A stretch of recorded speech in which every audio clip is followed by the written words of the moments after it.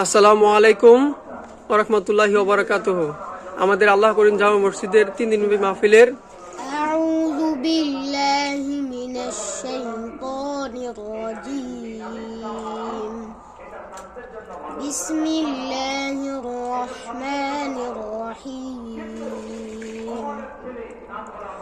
ওয়া আম্মাল কাসিতুনা ফাকানু লিজাহান্নামা হাতাবা وأن لو استقاموا على الطريقة لأسقيناهم ماء غدقا لنفتنهم فيه ومن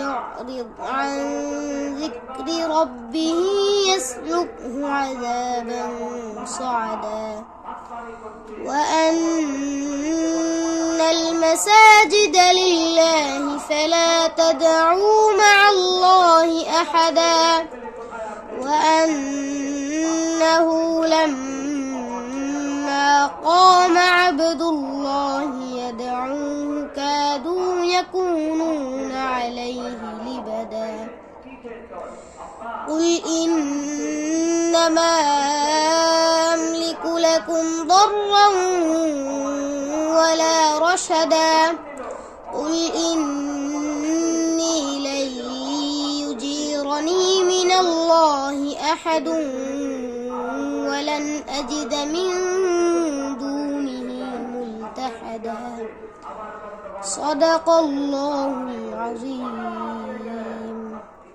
আসসালামু আলাইকুম ওয়া রাহমাতুল্লাহি ওয়া বারাকাতুহু। আমাদের আল্লাহ করিম জামে মসজিদের 3 দিনব্যাপী মাহফিলের আমাদের ইমাম ও খতিব সাহেবের সুযোগ্য সন্তান, তিনি প্রথম স্থান অর্জন করেছে। তার অনুভূতিটা আপনারা তার মুখ থেকে শুনুন। আসসালামু আলাইকুম ওয়া রাহমাতুল্লাহি ওয়া বারাকাতুহু। আমার নাম মোহাম্মদ ইব্রাহিম খলিলুল্লাহ। আমি মুআজ বিন জাবাল রাদিয়াল্লাহু তাআলা আনহু মাদ্রাসার ছাত্র। জোরে বলো। গোপালগঞ্জ মুআজ বিন জাবাল রাদিয়াল্লাহু তাআলা আনহু মাদ্রাসার ছাত্র।